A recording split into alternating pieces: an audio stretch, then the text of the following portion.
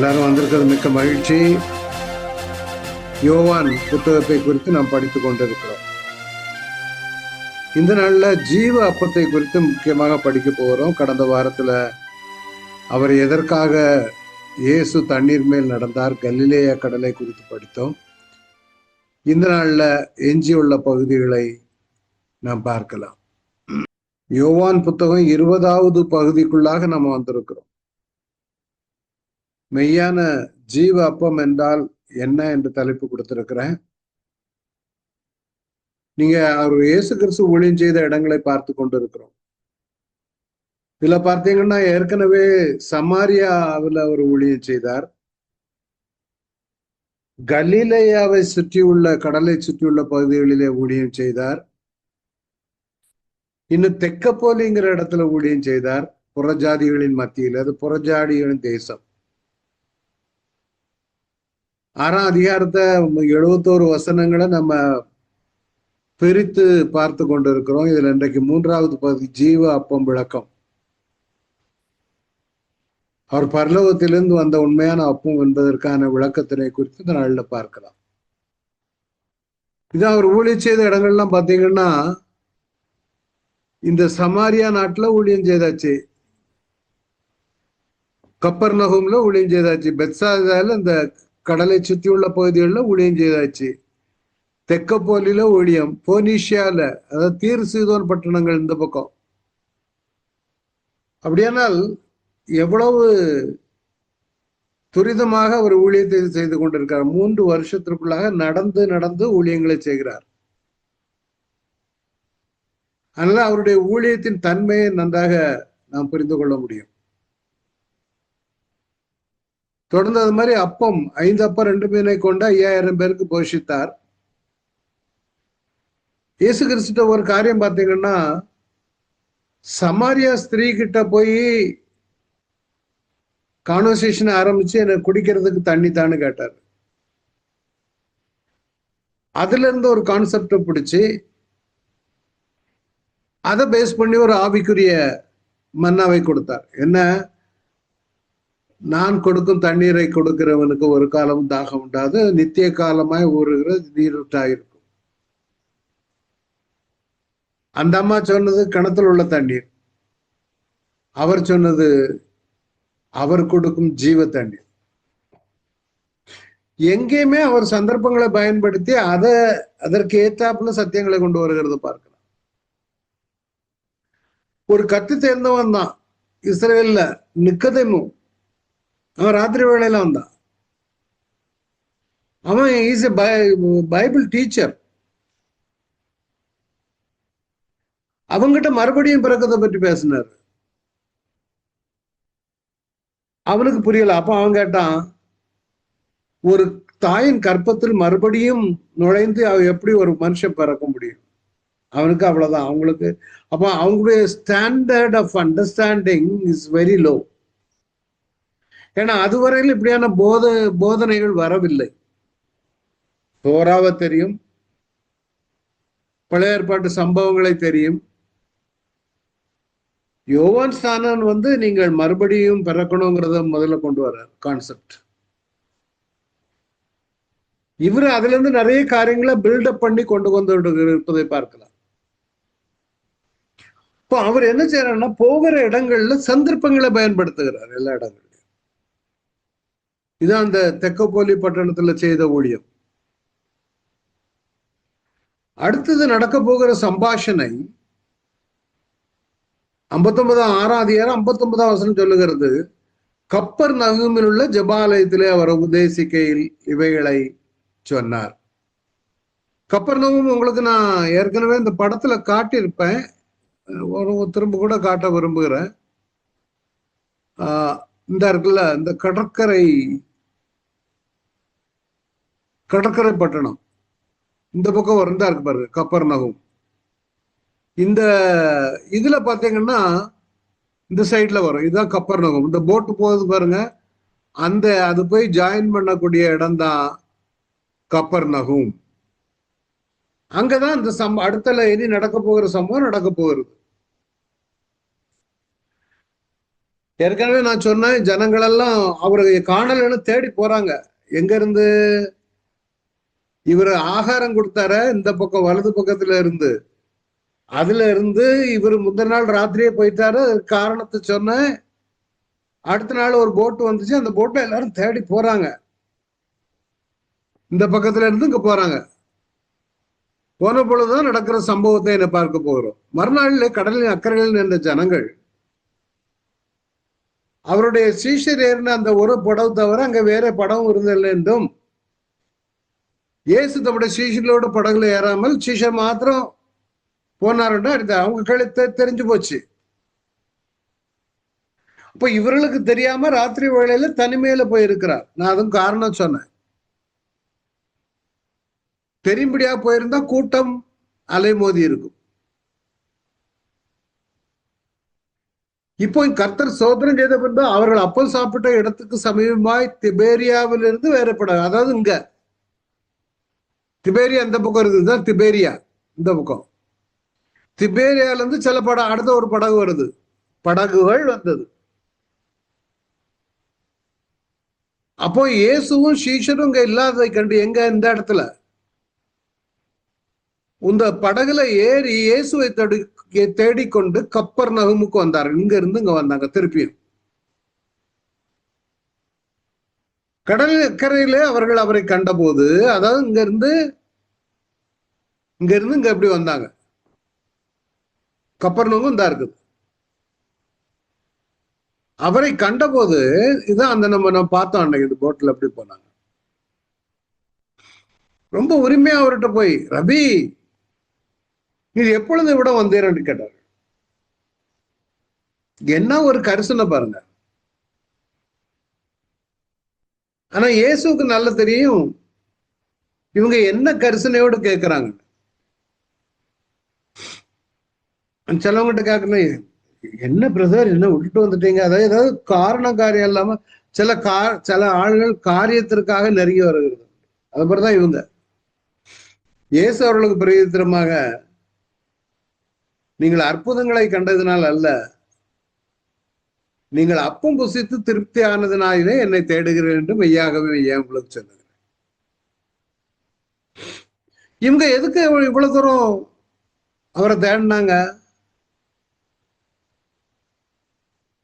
அவர் சொல்ற அழிந்து போகிற போஜனத்திற்காக அல்ல, நித்திய ஜீவன் வரைக்கும் இருக்கிற போஜனத்திற்காகவே. அதை அடுத்தால பார்க்கலாம். அவர் சொல்றாரு, நீங்கள் அற்புதங்களை கண்டதினால் அல்ல,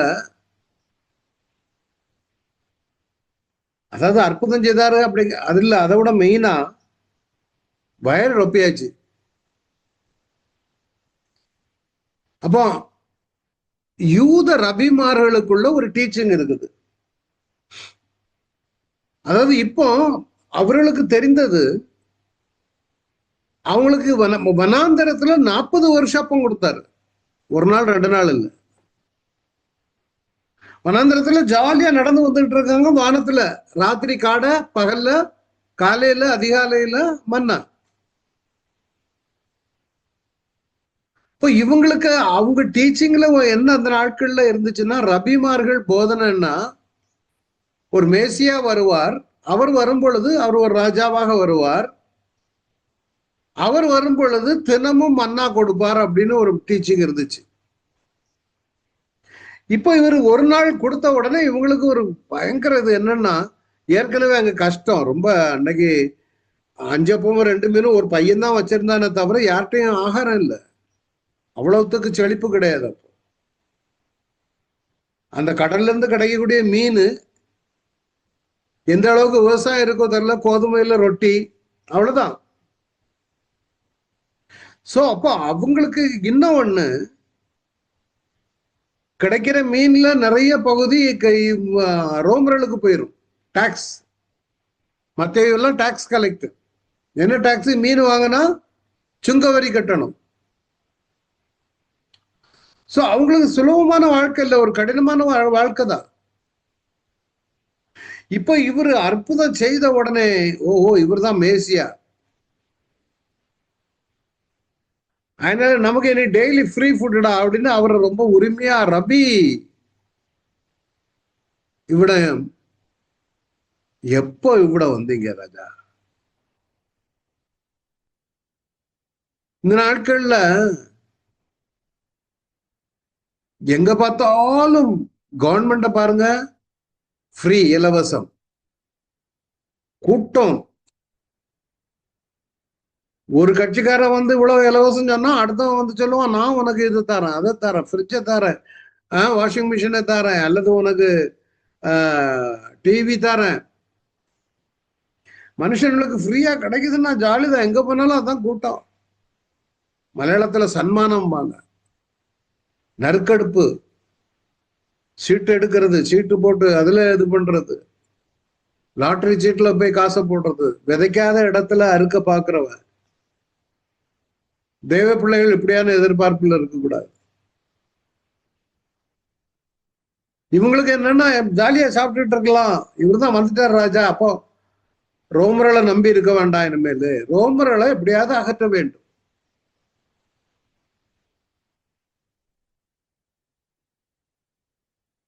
அப்பம் புசித்து திருப்தியான அவங்களுக்கு அதான் சொல்றாங்க, 40 வருஷம் சாப்பிட்டாங்கல்ல, அப்ப இனி டெய்லி நமக்கு அப்பம் வந்துடும். அவர்கிட்ட போய் டெய்லி 2 மீனும் 5 அப்பமும் 2 மீனும் அல்லது இவ்வளவு கொஞ்சம் கொடுத்தா போதுமே, அவர் தான் ஜெபம் பண்ணி அந்த 5000 பேர் கொடுக்கிறாரு. தேவனால ஒரு நாட்டுக்கே, ஒரு தேசத்துக்கே, ஒரு யூத ஜனங்களுக்கு 40 வருஷம் கொடுத்தாரு. 6 லட்சம் ஆண் மக்கள்னா அப்படி என்ன, 30 லட்சம் பேருக்கு கொடுத்திருக்காரு 40 வருஷம். அவங்களுக்கு நினைப்பு என்னன்னா,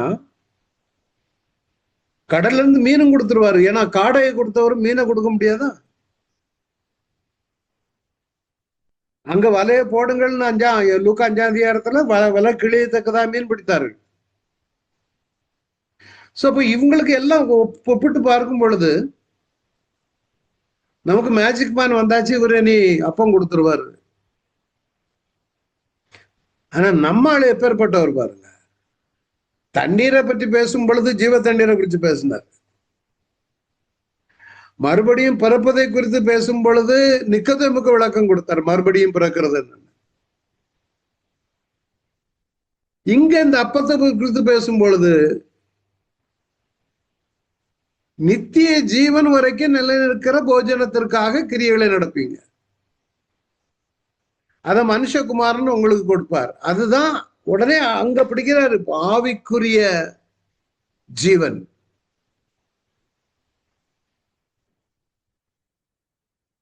நீங்க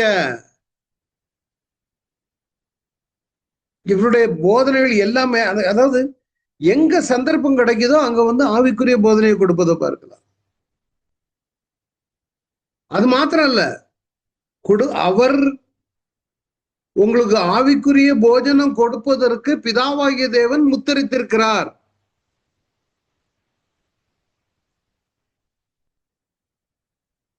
அப்ப கேக்குறாங்க, அப்பொழுது அவரை நோக்கி தேவனுக்கு ஏற்ற கிரியைகளை நடக்கும்படி நாங்க என்ன செய்யணும்? அடுத்தால கேள்வி. ஃபெய்த்.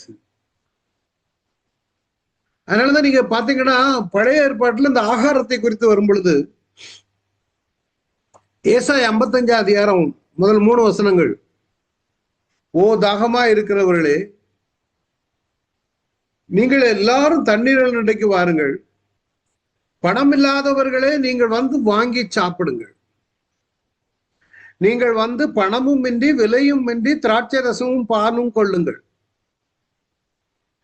நீங்கள் அப்பம் அல்லாததற்காக பணத்தையும் திருப்தி செய்யாத பொருளுக்காக உங்களுடைய பிரயாசத்தையும் செலவழிப்பாவேனேன்.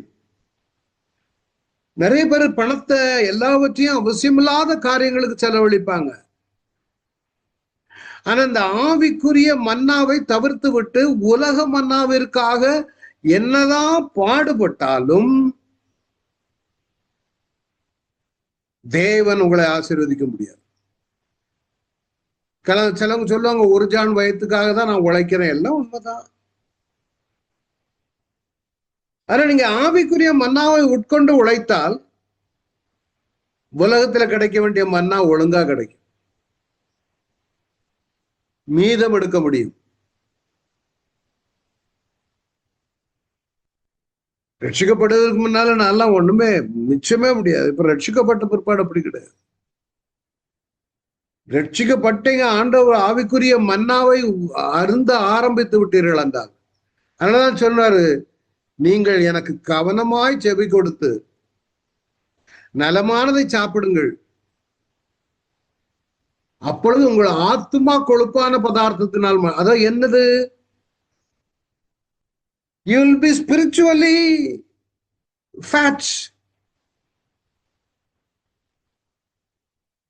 அதான் அதுல அங்க அப்பவே தீர்க்கதரிசி சொல்லுகிறான் பாருங்க, உங்கள் செவியை சாய்த்து என்னிடத்தில் வாருங்கள், கேளுங்க, அப்பொழுது உங்களை ஆத்மா பிழைக்கும். இன்னைக்கு உலகம் எதுக்கு ஓடுது? இங்க வந்து சொல்லுவாங்க சிலவங்க, மால், இந்த மால்ல இன்னைக்கு சேல் போட்டிருக்காங்க, கூட்டம் அல்ல மோதும். சில கடைகள்ல போட்டுருவான் சேலுக்காக வேண்டி, இன்றைக்கு வந்து சாப்பிட்டீங்கன்னா பாதி பிரியாணிக்கு விலை. அப்படி போலீஸ் வந்து தடுக்கத்தக்கதாக கூட்டம். ஃப்ரீ ஃப்ரீ, எங்க பார்த்தாலும் ஃப்ரீக்கு தான் ஓடுறான்.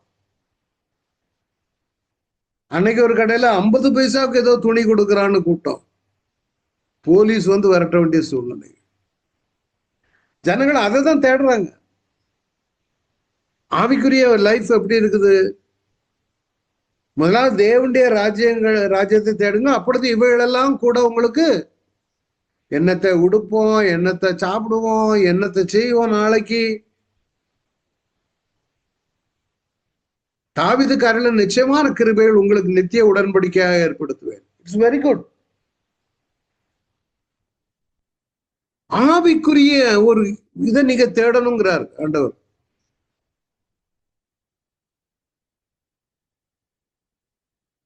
தேவனுக்கேற்ற கிரியைகளை நடக்கும்படி என்னன்னா, அவருடைய கிருபைக்குள்ளாக நம்ம வர வேண்டும்.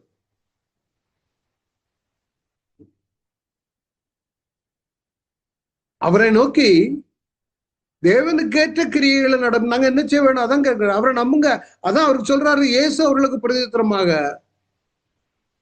அவர் அனுப்புகிறவரை நீங்கள் விசுவாசிப்பதே தேவனுக்கு ஏற்ற கிரியா இருக்கிறது. அவங்க கேட்டாங்க, நாங்க என்ன கிரியை செய்யணும்? நல்ல நல்ல கவனிங்க, இவரு உள்ளூர்காரரு, நாசரேத்தியர்ல வளர்ந்த ஊரு. கப்பர்நகூம் நாசரேத்தி எல்லாம் பக்கத்து பக்கத்து ஊரு. இவர் தாய் தகப்பனர் பிள்ளை இவாளுக்கு எல்லாருக்கும் தெரியும். அப்ப அவர் கொடுக்கிற போதனையே நம்மளும் அந்த இடத்துல இருந்தா கொஞ்சம் கடினமா தான் இருக்கு.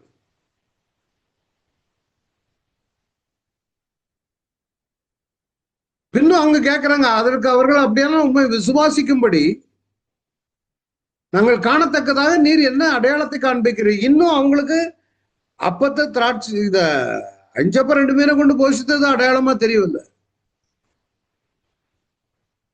என்ன அடையாளம் காண்பிக்கிறீங்க? என்னத்தை நடப்பிக்கிறீங்க? செங்கடல் 2ஆ பிரிச்சீங்களா? யோர்தானை பின்னிட்டு நிற்க செய்த வச்சீங்களா?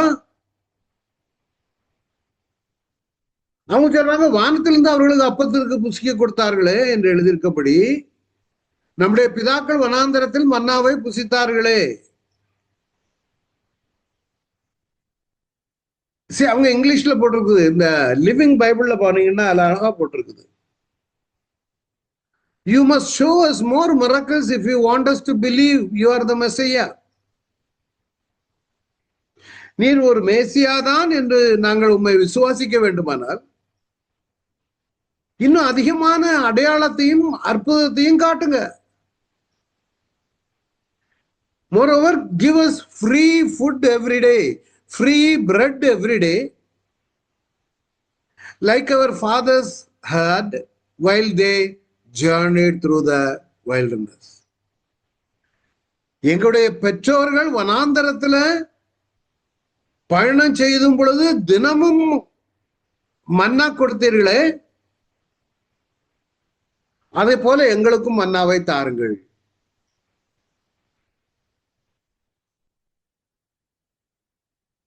இயேசு அவர்களை நோக்கி, வானத்திலிருந்து வந்த அந்த அப்பத்தை மோசே உங்களுக்கு கொடுக்கவில்லை, இசி ஆண்டவர் சொல்லுகிறது என்னன்னா, நாங்கள் விசுவாசப்படிக்கு நாங்கள் காணத்தக்க நீ என்ன அடையாளம்? அதான் எபேசியர் 2ஆம் அதிகாரத்துல என்ன போட்டிருக்குன்னா, கிருபையினாலே விசுவாசத்தை கொண்டு ரட்சிக்கப்பட்டீர்கள். Purely because of grace and faith. முன்னாடி ஒரு படம் போட்டிருப்போம் பாருங்க. ஒரு பல்பு எரியணும்னா கிருபை வேணும், விசுவாசம். கிருபை தேவனிடத்துல இருந்து, விசுவாசம் நம்மிடத்துல. இது தேவனுடைய ஈவு. ஒருவரும் பெருமை பாராட்டதுபடி கிரியைகளினாலே உண்டானதல்ல. அவங்க என்ன செய்யறாங்க? நான் என்ன செய்யணும், என்ன கிரியை செய்யணும்? முந்தின வருஷத்துல அதான் கேட்டாங்க. தேவனுக்கேற்ற கிரியைகளை நடப்பிக்கும்படி அவன் நினைச்சுக்கிட்டாங்க. ஒருவேளை 7 மலை கடந்து போனோம், அல்லது பொருத்தனை பண்ணணும், அந்த மாதிரி கிரியைகள் எதுவும் இல்லை. அவங்க நினைச்சுக்கிட்டாங்க கிரியைகள்னால ரட்சிக்கப்படுவோம். நிறைய பேர் கிரியை என்னன்னா, காணிக்க கொடுக்கறதுனால நம்ம ரட்சிக்கப்பட்டு விடுகிறோம். முன்னாடி ஒரு ஆள்கிட்ட கேட்டேன், ஒரு கோவன் எஸ்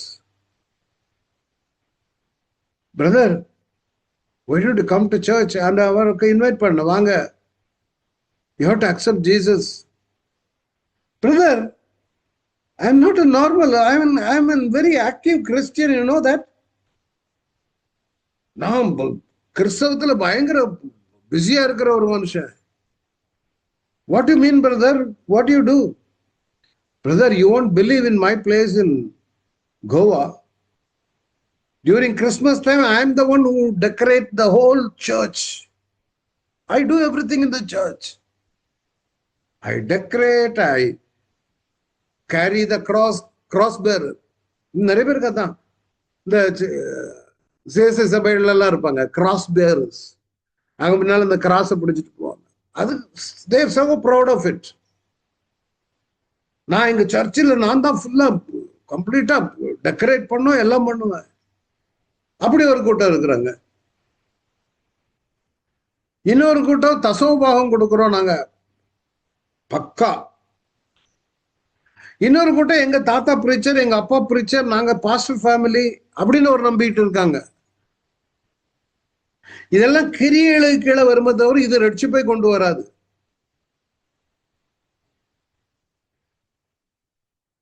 கிருபை அவரிடத்து கிருபைனா என்னது? You don't deserve it's. தகுதியில்லா நமக்கு அவர் காட்டுகிறது தான் தயவு, தான் கிருபை. உங்ககிட்ட விசுவாசம் இருக்குது, நான் எவ்வளவு பாவியான மனுஷன், நான் ரட்சிக்கப்பட வேண்டுமானா எனக்கு அவர் தயவு பாராட்டினாதான் கிருபை வரும். இதுதான் தேவனுடைய ஈவு. அதனால பெருமை பாராட்டுவதற்கு கிரியே கிடையாது. Because of me only God save. நீங்க அதே எபேசியர் 2ஆம் அதிகாரத்துல தொடர்ந்து பார்ப்போம். இப்போ 8, 9 பார்த்துருக்கோம். தொடர்ந்து அந்த வசனங்களை பார்க்கலாம்.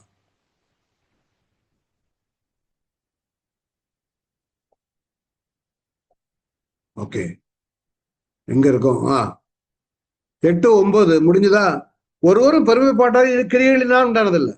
ஏனெனில் நற்கிரியைகளை செய்கிறதற்கு நாம் கிறிஸ்து இயேசுவுக்குள் சிருஷ்டிக்கப்பட்டு, நீங்க இயேசுவை விசுவாசிக்கும் பொழுதுதான் நற்கிரியைகளை செய்ய முடியும். அப்பந்தான் தேவனுடைய செய்கையா இருக்கிறோம். அப்ப நாம் அவைகளில் நடக்கும்படிக்கு அவர் முன்னதாக அவைகளை நமக்கு ஆயத்தம் பண்ணி இருக்கிறார். நற்கிரியை செய்யறதுக்குன்னு நம்மளை. ஆனபடியினால் முன்னே மாம்சத்தின்படி புறஜாதியா இருந்தோம்.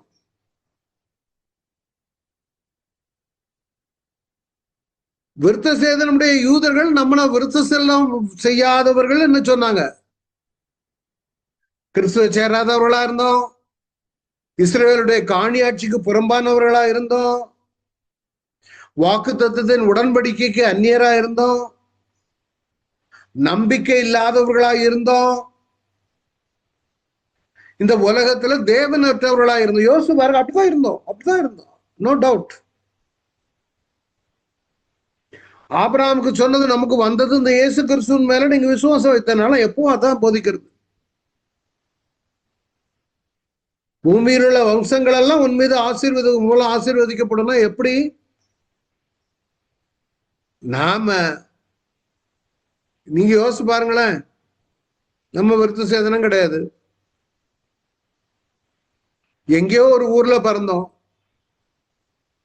எங்க ஊரெல்லாம் சுத்தி பாத்தீங்கன்னா சுத்தி கோயில், இந்து கோயில் கொடை நடக்கும். இந்த அண்ணன், நம்ம இதுல ஒரு அண்ணன் இருக்காங்க, ராஜா அண்ணன், அவங்களுக்கு தெரியும். அடி திருவிழா கொண்டாடினா ஒரு வாரம் அடி, ஒரே மேளமும் இதுவா இருக்கும். கும்பாட்டம், கரகாட்டம் என்ன, சாமியாட்டம் என்ன, சாமி சுடுகாட்டுக்கு போகும். அப்ப நமக்கு இதெல்லாம் ஒண்ணு இது தெரியாது. காணி ஆட்சிக்கு புறம்பானவர்கள். யூதர்களுக்கு அப்படி இல்லை, ஆண்டவர் எல்லாம் கொடுத்தாரு.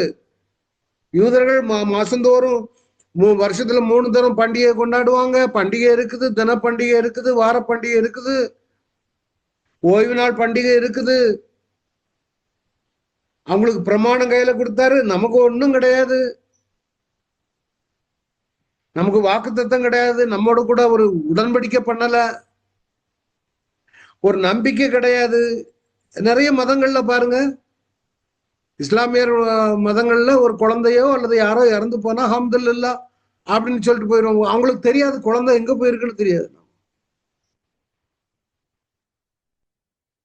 அவங்ககிட்ட கேட்டா சொல்லுவாங்க, sorry to hear that so and so past அவே, அல்ஹம்துலில்லாஹ், அல்லாஹ் அல்ஹம்துலில்லாஹ். அதுக்கு மேல அவங்களுக்கு சொல்ல தெரியாது. ஆனா ஒரு கிறிஸ்தவம் மறிக்கும் பொழுது நம்ம எப்படி ஆறுதல் சொல்லுவோம்? கவலைப்படாதங்க, தெய்வ பிள்ளைகள், நாம ஒரு நாள்ல முகமுகமாய் சந்திப்போம். அதுதான். நான் எங்க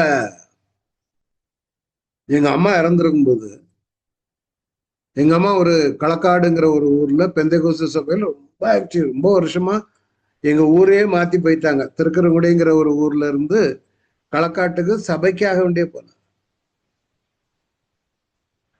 அப்ப எங்க அம்மா இறந்தது நான் ஷார்ஜால இருந்து வந்திருந்தேன் அடக்கத்துக்கு. அப்போ போனா சரியான கூட்டம். அடக்கம் இந்த பரியல் கிரவுண்ட்ல நான் பாஸ்டர் பக்கத்துல நின்றுகிட்டு இருந்தேன், பெந்தேகோஸ்து பாஸ்டர். நான் எதிர்பார்க்கல. அவரு சொல்லுவாரு, ஐயா 1-2 வார்த்தை நீங்க பேசுறீங்களா ஐயா அப்படின்னு. நான் எதிர்பார்க்கவே இல்லை. அது பெந்தேகோஸ்துல அவ்வளவு ஈஸியா கொடுக்க மாட்டாங்க. நீங்க பேசுறீங்களா, சரி. அந்த ஊர்ல ஏகப்பட்ட இந்துக்கள்லாம் வந்திருந்தாங்க. எங்க அம்மாவை நாங்க புதைக்கல, விதைக்கிறோம். ஒரு நாள்ல மத்திய ஆகாயத்தில் இயேசு வரும் பொழுது இந்த சரீரம் எங்க அம்மாவுடைய கல்லறையில கீழே இருக்குது. அப்ப நான் பேசுறேன், எங்க அம்மாவுடைய சரீரம் முதலாவது எழும்பும். நான் அதை பார்ப்பேன். பார்த்த பிறகு நானும் எடுத்துக்கொள்ளப்படுவேன். ரகசிய வருகையை பற்றி அந்த இடத்துல பேச கர்த்தர் வாய்ப்பு. இது எல்லாருக்கும் தெரியாது. நம்பிக்கை இல்லாதவர்கள், அவங்களுக்கு என்னன்னா போயிட்டாங்கன்னா அவ்வளவுதான்.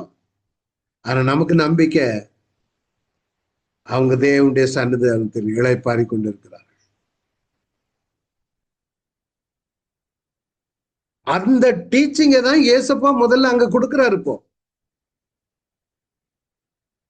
அதான் சொன்ன, என்னுடைய மாம்சத்தை புசித்து என் ரத்தத்தை பானம் பண்ணணும். அதான் முன்னே தூரமா இருந்த நீங்கள் இப்பொழுது கிறிஸ்துவுக்குள் கிறிஸ்துவின் ரத்தத்தினாலே சமீபமானீர்கள். எப்படினில் அவரே நம்முடைய சமாதானக்காரராகி, யாரு? இயேசு. யூதர்களுக்கும் நமக்கும் மத்தியில் இருந்த பிரிவினை சுவரை தகர்த்தார். சட்டத்திட்டங்களாகிய பிரமாணத்தை தம்முடைய மாம்சத்தாலே ஒழித்து இருதரத்தாரே தமக்குள்ளாக ஒரே புதிய மனுஷனா சிரித்து இப்படி சமாதானம் பண்ணி, இது பின்னால நடக்கக்கூடிய காரியம். ஆனா அங்க ஃபவுண்டேஷன் ஒர்க் நடக்குது. இயேசு கிறிஸ்து சாரி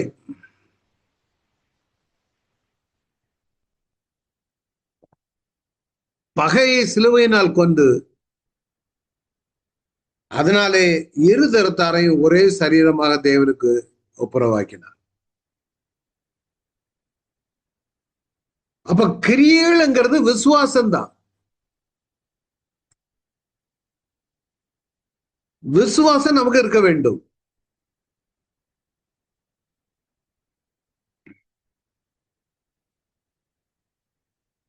சோ கிருபையினாலே விசுவாசத்தை கொண்டு ரட்சிக்கப்பட்டீர்கள்.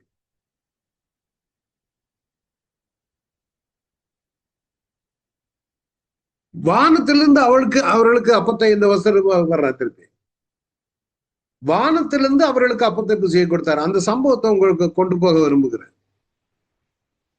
இயேசு அவர்களை நோக்கி வானத்திலிருந்து அப்பத்தை மோசே உங்களுக்கு கொடுக்கவில்லை. அது என்னன்னு பாத்துருவோம் முதல்ல. அதுக்கு பிறகு நம்ம இதனுடைய தொடர்ச்சிக்கு வர வனாந்தரத்தில் மன்னா அந்த சம்பவத்தை உங்களுக்கு நான் காட்ட விரும்புகிறேன். 40 வருஷம் சிறியோர் பெரியோர் எல்லாம் சாப்பிட்டாங்க. அந்த சம்பவம் தான் இப்ப வருகிறோம் யாத்திராகமம் 16ஆம் அதிகாரத்துல. அப்பொழுது கர்த்தர் மோசையை நோக்கி, நான் உங்களுக்கு வானத்திலிருந்து அப்பம் வருஷிக்க பண்ணும். ஏன்னா அவன் முறுமுறுக்க ஆரம்பிச்சுட்டான். எவ்வளவு நாள்தான் இந்த கும்படிக்காயும் வெள்ளரிக்காயும் நாங்க அங்க ஜாலியா இருந்தோம், அதை சாப்பிட்டோம், மீன் சாப்பிட்டோம், இது முகத்துல எங்களுக்கு அடிச்சு போச்சு. இது பின்னால வானத்திலிருந்து உங்களுக்கு அப்பம் வருஷிக்க பண்ணுவேன். ஜனங்கள் போய் ஒவ்வொரு நாளுக்கு வேண்டியது ஒரு நாளும் சேர்த்து கொள்ள வேண்டும். இது வானத்திலிருந்து வருது. அவங்க இது மாதிரி அப்பத்தையும் மீனையும் கொண்டு இது பண்ணல. அடுத்தால சொல்றாரு, அதனால நியாயப்பிரமாணத்தின்படி நடப்பார்களோ? இது கண்டிஷனல் ப்ரொவிஷன். நியாயப்பிரமாணத்தின்படி நடக்கணும். 6ஆம் நாளிலும் அவர்கள் நாள்தோறும் சேர்க்கிறதை பார்க்க 2 சேர்த்து அதை ஆயத்தம் பண்ணி வைக்க கடவர்கள். மற்ற நாள் 2 நாளுக்கு சேர்த்தா அழுகிரும், நாரி போய்விடும்.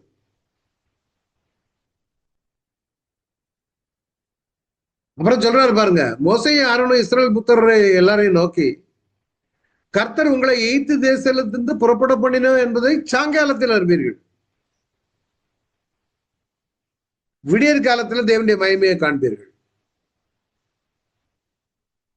கர்த்தருக்கு விரோதமான உங்கள் முறுமுறுப்புகளை அவர் கேட்டார். நீங்கள் எங்களுக்கு விரோதமாய் முறுமுறுக்கிறதுக்கு நாங்கள் எம்மாத்திரம் என்றார்கள். அடுத்தல பாருங்க, பின்னும் மோசே, சாயங்காலத்தில் புசிக்கிறதுக்கு கர்த்தர் உங்களுக்கு இறைச்சியையும், நைட்டுக்கு நான்வெஜ், விடியற் காலத்தில் நீங்கள் திருப்தி அடைகிறதுக்கு அப்பத்தையும் கொடுக்கையில் இது விளங்கும். சரி, என்ன பிளானா? நம்ம நைட்டு தான் நான்வெஜ், காலையில அப்பம், மன்னா.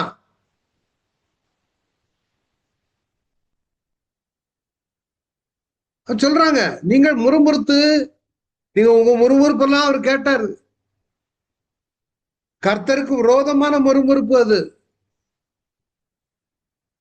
மோசே ஆரோனை பார்த்து, இஸ்ரவேல் புத்திரராகிய சபையோர் எல்லாரையும் நோக்கி கர்த்தருடைய சன்னதியில் சேருங்கள், அவர் உங்கள் முறுமுறுப்புகளை கேட்டார் என்று சொல்ல. ஆரோன் இஸ்ரவேல் புத்திரருடைய சபைக்கு எல்லாருக்கும் இதை சொல்லுகிற போது வனாந்திர திசையா திரும்பி பார்த்தார்கள். அப்பொழுது கர்த்தருடைய மகிமை மேகத்திலே காணப்பட்டது. God is approving that I am talking. They are talking on my behalf.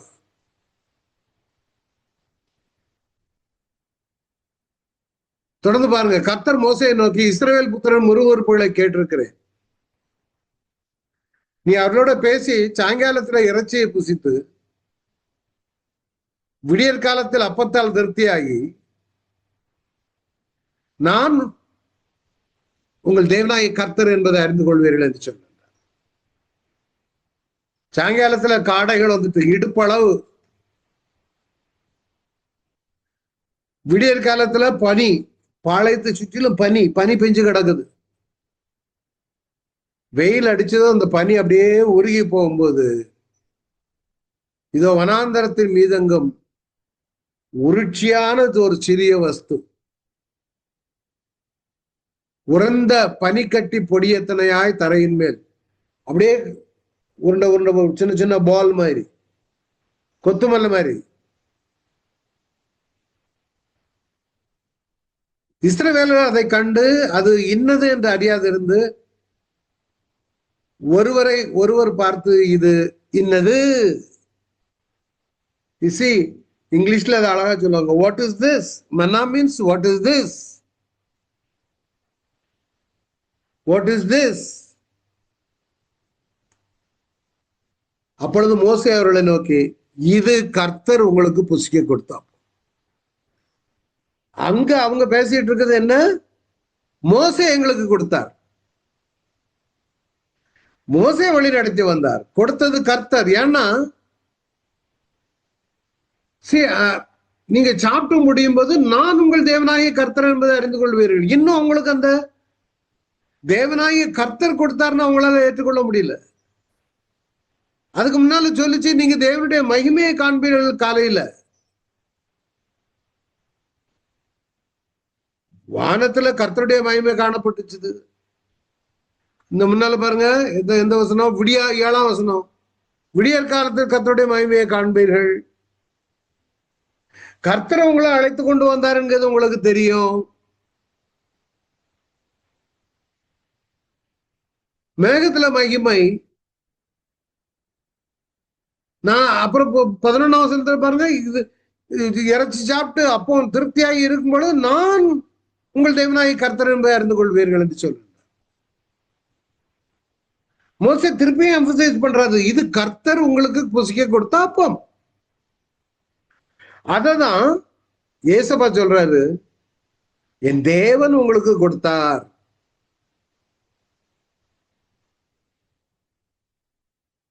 நம்ம முதல் இந்த இதுல பாக்குறோம். அப்போ என் பிதாவோ மெய்யான வானத்திலிருந்து வந்த மெய்யான அப்பத்தை உங்களுக்கு கொடுக்கிறாரு. மெய்யாகவே மெய்யாக உங்களுக்கு சொல்லுகிறேன். இப்போ என்ன சொல்றாரு? மெய்யான அப்பம். ஏன் மெய்யான அப்பம்? அந்த அப்பம் எல்லாம் ஒரு நாளையில பூத்து போயிடும், வீக்கெண்ட்ல 2 நாள், அவ்வளவுதான். புரியுதா? மெய்யான அப்பம் அப்படி கிடையாது. அதுவும் அது ஸ்டாப் ஆனதுதான், நாட் ஃபார் எவர்.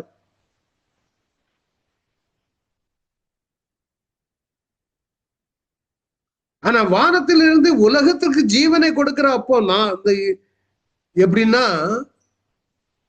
யோவான் சொன்ன பார்த்தீங்களா, இயேசு கிறிஸ்து போகும்போது உலகத்தின் பாவத்தை சுமந்து தீர்க்கிற தேவன், உலகத்திற்கு ஜீவனை கொடுக்கிற ஆட்டுக்குட்டி. வானத்திலிருந்து இறங்கி உலகத்திற்கு ஜீவனை கொடுக்கிற அப்பமே தேவன் அருளிய அப்பம். அவர் தன்னை குறித்து சொல்லிக் கொண்டிருக்கிறார். உடனே அவங்களுக்கு, இந்த கலிலேயா ஜனங்கள், யூதர்களுக்கு சாப்பாட்டுல தான் கான்சென்ட்ரேஷன் அதுலதான் இருக்குது. என் பேரன் ஒருத்தர் இருக்கான், சாப்பாடு டைம் ஆயிடுச்சு, அப்படியே இப்படி இருப்பான் சோர்ந்து போய். எண்ணமெல்லாம், என்னடா பசிக்குதா? ஆபத்தா பசிக்குது. அது மாதிரிதான் ஹோட்டல்ல போய் ஆர்டர் பண்ணிட்டு வரலன்னா, ஹோட்டல்ல போய் அது இதை ஆர்டர் பண்ணி கொஞ்சம் டைம் எடுத்து தானே வரும். இவன் அங்க உட்கார்ந்துகிட்டு அங்கேயே எங்க இருந்து அந்த பேரர் கொண்டு வருவாரோ அந்த வாசலையே பார்ப்பான், எட்டி எட்டி பார்த்துக்கிட்டே இருப்பான், எப்பண்டா வரும். அது மாதிரிதான் அந்த ஜனங்க ஆண்டவர்கிட்ட கேட்காங்க, அவரை நோக்கி, ஆண்டவரே இந்த அப்பத்தை எப்பொழுதும் எங்களுக்கு தர வேண்டும். உடனே அவரு பேசிக்கிட்டு இருக்கிற அவருக்கு ஸ்டாண்டர்டு வேற, இவங்களுக்கு ஸ்டாண்டர்டு வேற. இதனாலதான் இதுக்கு பேர் தான் spiritually discerning things. Some people can not understand discern the spiritual things. புரியாது. அவங்ககிட்ட நீங்க பேசுறீங்க, என்னென்ன வளரிக்கிட்டு இருக்கான் அப்படிதான். அப்பதான் இயேசு அவர்கள் எனக்கு ஜீவ அப்பம் நானே, என்னிடத்தில் வருகிறவன் ஒரு காலம் பசி அடையான், ஒருவேளை என்னிடத்தில் விசுவாசமா இருக்கிறவன் ஒரு காலமும் தாகம். இதை கேட்டதை அவங்க நினைச்சிருப்பாங்க, ஓகே இயேசு கிறிஸ்துக்கு வீட்டுக்கு போனா அவன் வீட்டுல சாப்பாடு தாராளமா இருக்கும் போல, இது மாதிரி மேஜிக் பண்ணி டெய்லி கொடுத்துருவாரு, கிணத்துல போய் தண்ணியும் எடுக்க வேண்டாம், நீருட்டு ஊறிக்கிட்டே இருக்கும், அங்க ஒரு பானையில இருந்து தண்ணி வந்துகிட்டே இருக்குமா இருக்கும்.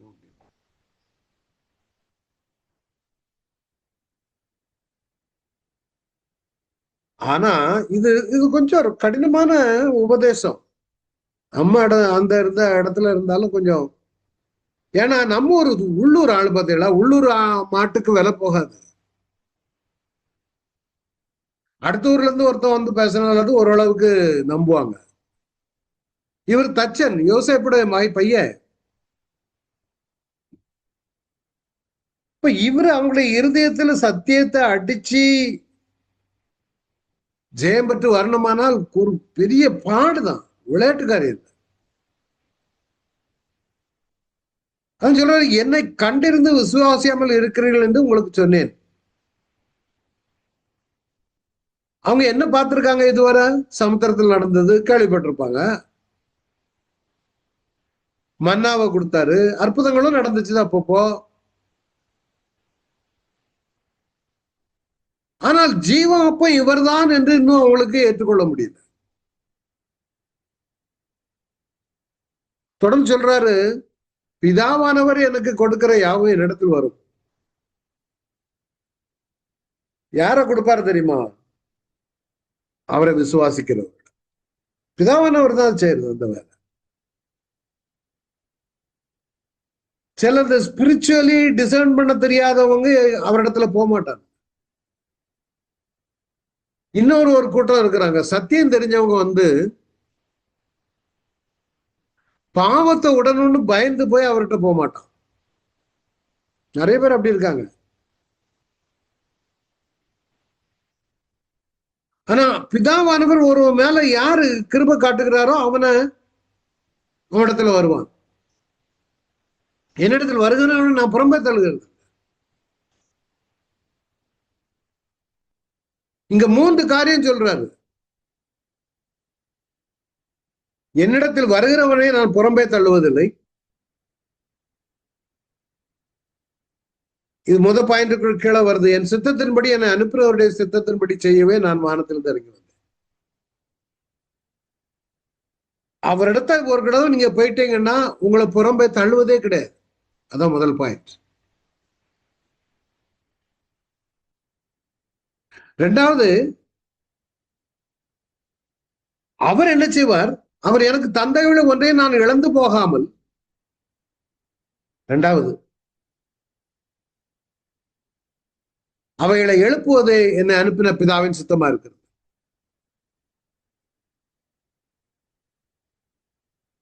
அவர் வானத்திலிருந்து இறங்கி வந்தது பிதாவுடைய சித்தம் செய்ய. அவர் பிதாவின் சித்தத்தின்படி வானத்திலிருந்து இறங்கி வந்து அவரிடத்துல யாரெல்லாம் அண்டி சேருகிறார்களோ அவர்களை புறம்பே தள்ளுவதில்லை. 1. 2வது, அவரிடத்தில் அண்டி சேர்ந்தவர்களை புறம்பே தள்ளாமல் கடைசி நாளில் அவர்களை எழுப்புவார், உயிர்த்தெழுது. 2வது. 3வது, குமாரனை கண்டு அவரிடத்தில் விசுவாசமாய் இருக்கிறவன் எவனோ அவன் நித்திய ஜீவனை அடைவதும் நான் அவனை கடைசி நாளில் எழுப்புவது என அனுப்பவருடைய சித்தமா இருக்கிறது. 3வது point. You see, the God will raise that man who Everyone who looks to the Son and believes in him shall have eternal life. சொல்ற, I will raise him at the last day. கடைசி நாட்களில் அவனை எழுப்புவார். ஒண்ணு ரகசிய வருகையில் எழுப்புவார், அல்லது கடைசி நாள்ல எழுப்புவார்.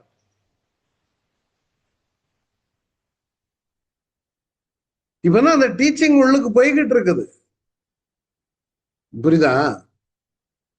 இத நாமெல்லாம் இந்த வசனங்கள் எல்லாம் திருப்பி திருப்பி கேட்கறதுனால நமக்கு கொஞ்சம் ஓரளவுக்கு புரியும் நம்ம பேசுறது. ஆனா கிறிஸ்தவத்தை பற்றியே கேட்காத ஒரு மனுஷன்ட்ட இந்த வார்த்தைகளை சொன்னீங்கன்னா கொஞ்சம் கடினமான உபதேசமா தான் இருக்கும்.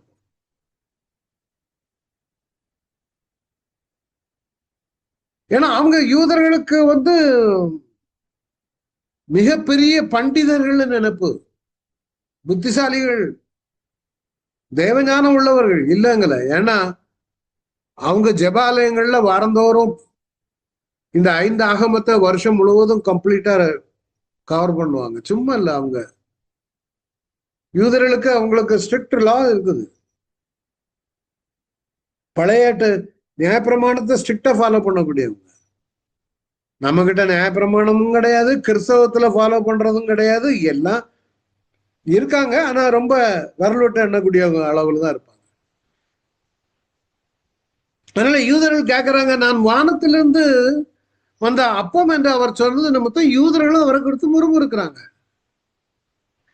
இந்த மனுஷன் கலிலேயால இங்க உள்ளவர் ஆளாச்சையா? யோசேப்பின் இவன் தச்சன், யோசேப்பின் குமாரனாகி இயேசு அல்லவா? இவருடைய தாயும் தகப்பனும் அறிந்திருக்கிறோமே. நம்ம ஊர்லயே இதே இது நம்ம ஊர்லயே ஒரு ஆள் ஒரு ஆளு உண்மையிலே சொல்றாரு, நான் வானத்திலிருந்து வந்தா இறங்கி வைப்பேன்னா அடி நல்லே உடைச்சிருவான் அப்படிம்போம். ஏன்? நீ யாருல? நீ சாதாரண மனுஷன் தானடா, நீ உங்க அப்பாவை தான் எனக்கு தெரியுமா? அவன் அப்பாவை குறிச்சு பெரிய ஸ்பிரிச்சுவலும் கிடையாது. ஆனா கொஞ்சம் பேருக்கு தெரிஞ்சிருக்கும் இவருடைய பிறப்பை குறித்து அறிந்தவர்கள். ஆனா இவங்க எல்லாமே 24/7 அங்க ஓடிட்டு இருக்கிறது என்ன தெரியுமா? பண்டிகை, பலி, ஓய்வு நாள். இதுல இயேசு குழந்தையா இருக்கும் பொழுது நடந்த சம்பவங்கள் எல்லாம் இவங்களுக்கு எந்த அளவுக்கு தெரியுமோ தெரியும். அவர் கேட்கிற கேள்வி சரிதானே?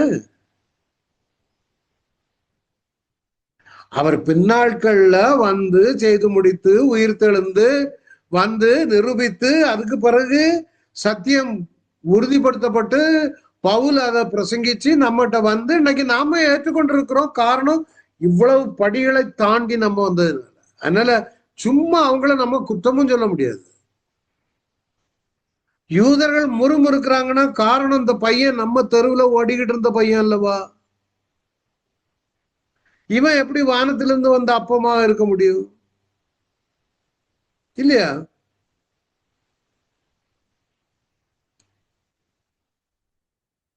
இவனுடைய தாயும் தாப்புன இருந்திருக்கு. இப்படி இருக்க வானத்திலிருந்து இறங்கி வந்த இவன் எப்படி சொல்லுகிறான்? அவன் சொல்றாரு, இயேசு அவர்களுக்கு பிரதித்திரமாக, உங்களுக்குள்ளே முறுமுறுக்க வேண்டாம். அவர் புரிஞ்சுக்கிட்டாரு. அதனால அவருக்கு பாயிண்ட்ல இருந்து விடல. என்னை அனுப்பின பிதா ஒருவனை எடுத்துக்கொள்ளாவிட்டால் அவன் வரமாட்டான், என்னிடத்தில் வரமாட்டான். அவரு பிதா இழுக்கிறார். இப்ப சப்போர்ட்டுக்கு பிதாவை வச்சிருக்கிறார். நான் இழுக்காவிட்டால்னு அவர் சொல்லல, இங்கேயேதான் சொன்னாரு, பிதாவானவர் எனக்கு கொடுக்கிற யாவும். 37ஆம் வசனத்துல பிதாவானவர் எனக்கு கொடுக்கிற யாவும் என்னை அனுப்பினவருடைய சித்தத்தின்படி செய்வேன் நான் வந்தேன். 2, அவர் எனக்கு தந்தவைகளில், பிதா எனக்கு தந்தவைகளில்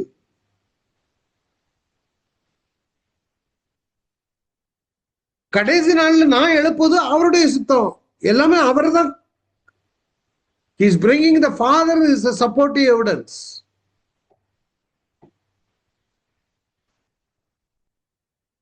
இது நம்ம நிறைய சிந்திச்சு நிறைய காரியங்களை தியானிக்கலாம். பார்த்து நமக்கு இது இது அப்படியே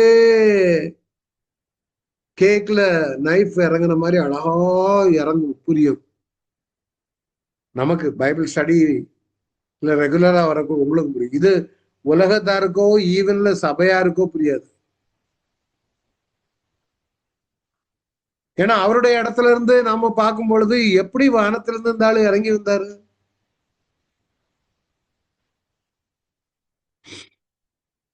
ஆனா இதுல விஷயம் தெரிஞ்சவங்க இருந்தாங்கன்னு வைங்க, ஒரு கன்னியின் வயிற்றில் உற்பவித்து பிறந்தாருங்கிற சம்பவம் இவங்களுக்கு தெரிந்தால் ஓரளவுக்கு நம்பதுக்கு வாய்ப்பு இருக்குது. அது எந்த அளவுக்கு யூதர்களுக்கு மத்தியில பிரபலமான சம்பவம்னு தெரியாது.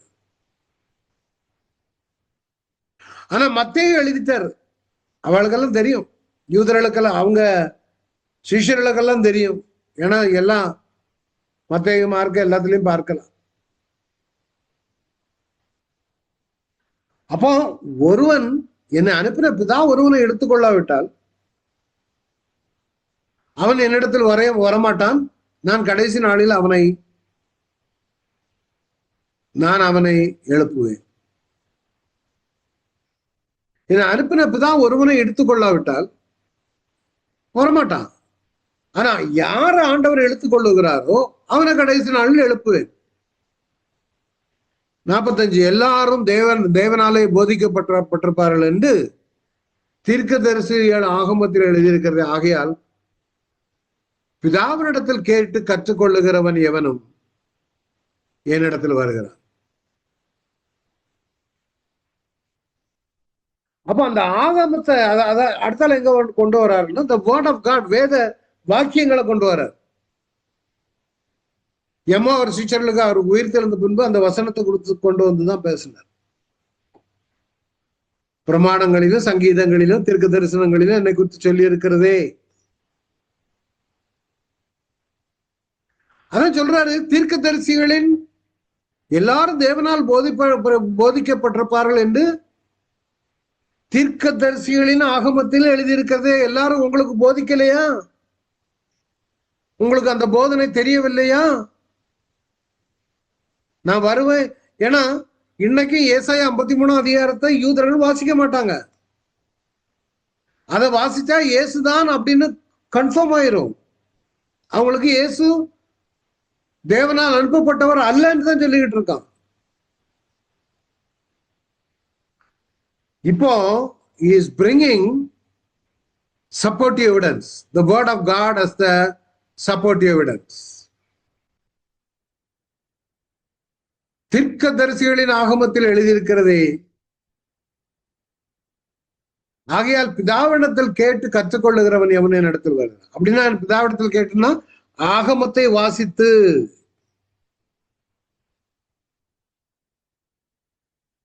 ஒரு யூகேல ஒரு பிரபலமான ஒரு பைபிள் டீச்சர் உண்டு. அவர் ஒரு முறை சொன்னார், ஒரு யூத பெண்மணிகிட்ட பேசிக்கிட்டு இருந்தாராம். தொடக்கத்துல அந்த அம்மா இயேசு மனுஷன்தான் இது பண்ண உடனே இவர் ஒரு நாள் உட்கார்ந்து அந்த அம்மாவுக்கு போதிச்சார். பைபிளை வாசித்து பேசி முடித்ததும் அவரு அந்த யூத ஸ்திரீ அழுதுருக்காங்க. இப்பதான் என் கண்கள் திறக்கப்படுது. அவர் சொல்றாரு, அதுக்கு பிறகு நான் என்ன காட்டிலும் அதிகம் சூப்பரா அந்த அம்மா பிரசங்கம் பண்ண ஆரம்பிச்சுட்டு. ஏன்னா ஆகமத்துல எழுதியிருக்கிறது அவங்க வாசித்திருக்காங்க, அவங்களுக்கு திறக்கப்படல கண்கள். அதான் சொல்றாரு, தாவனத்தில் கேட்டு கற்றுக்கொள்கிறவன் அவங்களுக்கு கற்றுக் கொடுப்பார். நீங்க வேதத்தை நீங்க எடுத்து வாசிக்கும் பொழுது ஆவியானவர் அழகா கற்றுக் கொடுப்பார். தேவனிடத்திலிருந்து வந்தவரை தவிர வேறொரு பிதாவை கண்டதில்லை. அடுத்தால சொல்றாரு, நான் தேவனிடத்தில் வந்தவர் என்ற எவிடன்ஸ்.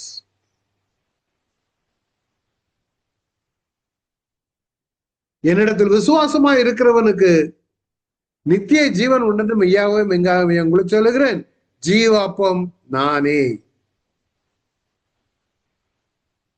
அடுத்த வாரம் கர்த்தருக்கு சித்தமான நானேங்கிற தலைப்புல இருந்து எத்தனை நானே ரொம்ப முக்கியம். ஐ ஆம் தட் ஐ ஆம் யாத்திராகமம் 3ஆம் அதிகாரத்துல இருக்குது. நானேங்கிற இது அடுத்த வாரம் நம்ம எத்தனை நானேக்கள் இருக்கிறது, அதுக்கு அர்த்தம் என்ன, இன்னும் நிறைய காரியங்களை குறித்து படிக்க போறோம். அந்த ஸ்பிரிச்சுவல் லெவல்ல உட்கார்ந்தாதான் நமக்கு இவைகள் எல்லாம் புரியும். இல்ல ஆழமான காரியங்கள். அவங்கள மாதிரி நம்ம சோத்துக்காக அலைஞ்சுக்கிட்டு இருந்தோம்னா இதெல்லாம் புரிய முடியாது. அவங்க அதான் கேட்டாங்க, எப்போ எங்களுக்கு தினமும் தாருங்க. சில இடங்கள்ல எல்லாம் இதுல அட்வர்டைஸ்மெண்ட் போடுவோம். when you buy 2 shirts 1 shirt free. 2 சட்டை வாங்கினா 1 சட்டை இலவசம். கீழே பிராக்கெட்ல போட்டிருப்பான் சின்ன எழுத்துல, உங்களுக்கு தெரியாது, கவனிக்க முடியாது, சின்ன எழுத்துல போடுவான், for a price of 3 shirts. 3 சட்டைக்கு எவ்வளவு விலையோ அந்த விலைக்கு 2 சட்டை எடுத்தீங்கன்னா 1 சட்டை ஃப்ரீ. எப்படி இருக்கு? இன்னைக்கு உலகம் அதை தான் தேடுது. இலவசம் எங்க கிடைக்குது? இலவச மின்சாரம் எங்க கிடைக்குது? அண்மையில இப்ப தங்க மோதிரம் கொடுக்க போறாங்க பிறக்கிற குழந்தைக்கு. அப்போ ஒரு அரசியல் தலைவர் ஒப்பீனியன் கொடுத்தார், பிறக்க குழந்தைகளுக்கெல்லாம் மோதிரம் கொடுக்கறத காட்டிலும் அரசாங்க ஆஸ்பத்திரியில குழந்தைகளுக்கு இன்குபேட்டர் எக்யூப்மெண்ட் அது இதெல்லாம் வாங்குறதுக்கு அந்த பணத்தை செலவு பண்ணா அதே குழந்தைகளை நாம நல்லா கவனிக்க முடியுமே, ஆக்கப்பூர்வமான காரியங்களுக்கு அதை செலவிடலாமே. குழந்தைக்கு நீங்க அந்த கோல்டை கொடுத்தீங்கன்னா கொஞ்ச நாள்ல சின்ன மோதிரம் கொடுப்பாங்க, அது வளர்ந்ததும் அதை போட முடியாது. எதுக்கு? அதுக்கு பதிலாக ஆஸ்பத்திரியை நம்ம டெவலப் பண்ணலாமே. இந்த மாதிரி எல்லாம் இருக்குது. ஆனா நமக்கு இலவசம். அதை காட்டாலும் மேலான இலவசம் ரட்சிப்பு. ரட்சிக்கப்படுகிற அதான் தேவன் சேர்த்துக் கொள்வது, தேவன் அனுமதிக்கிறது. ஒரு தடவை நான் வெளிநாட்டுக்கு போய் ரட்சிக்கப்பட்டு வந்தேன். இப்போ என் தம்பி ஒரு விசுவாசி கசின், அவர் சொல்லுவாரு, எல்லாரும் வெளிநாட்டுல இருந்து ஒரு சாட்சி. நான் ஒரு மீட்டிங் நடத்தினேன் மெட்ராஸ்ல.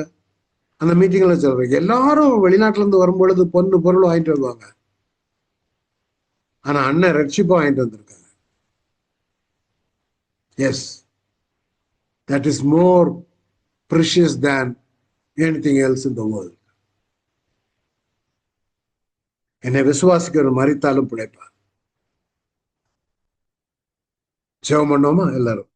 எல்லாரும் கூட இந்த வசனங்களுக்கு ஒப்பு கொடுத்து, ஆவியானவரே எங்களுக்கு கற்றுக் கொடுத்த அந்த ஆழமான ஆரோக்கியமான உபதேசங்களுக்கு நன்றி ஐயா. பிரகாசம் உள்ள மனக்கண்களை எங்களுக்கு தந்து நாங்களும் மற்றவர்களுக்கு இதை எடுத்து செல்லத்தக்கதா எங்களுக்கு தாருங்க. ஜீவ அப்பமே, உண்மை நாங்கள் விசுவாசிக்கிறோம். நீர் வானத்திலிருந்து இறங்கி வந்த அப்பம் என்று விசுவாசிக்கிற மாட்டோம். பிதாவாகிய தேவன் எங்களை உம்மிடத்தில் அழைத்து வந்திருக்கிறார் என்பதை விசுவாசிக்கிறோம். எங்களை ஒரு நாள் கைவிடுவதில்லை. கடைசி நாட்கள்ல எங்களை எழுப்ப போகிறபடியால் நன்றி. எல்லாரும் நன்றி சொல்லுவோம். நன்றி ஏசப்பா. அதனால வந்த ஒவ்வொருவரையும் I bless all of them in the name of Jesus. பேர் பேர் ஆசீர்வாதத்தை அனுப்புகிறேன். தேவ கிருபை, தேவ சமாதானம் அவர்களோடு இருக்கட்டும். ஆளுகை செய்யுங்க அந்த இயேசுவின் மூலம் பிதாவே, ஆமென். என் ஆத்மாவே கர்த்தரை ஸ்தோத்திரி, என் முழு உள்ளமே பரிசுத்தம் ஸ்தோத்திரி. என் ஆத்மாவே கர்த்தரை ஸ்தோத்திரி, கர்த்தர் சகல வாரங்களை மறவாதே. ஆமென்.